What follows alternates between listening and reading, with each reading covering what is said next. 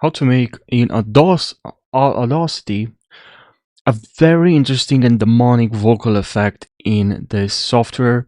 It's open source software, it's very nice. This is where it's great if you want to add some effects to your audio. So without further ado, I'm just jump in this video. So I'll just record here a video audio.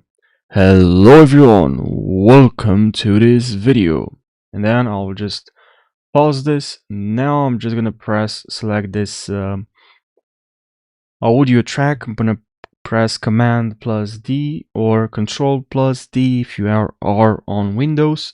And now while I'm gonna press Command plus A or Control plus A to select both of the audio tracks, and I'm just gonna go here, and here we have make stereo track. Click on that, so here, and then make stereo track. And now with this audio track selected, let's go to effect, and here in pitch and tempo we have change pitch. And then here, just if it's 0, probably for you it's set this to 0, just go to about 30, 20, or around like this, and you click on apply. And now let's see. Hello everyone, welcome to this video. And then I'll just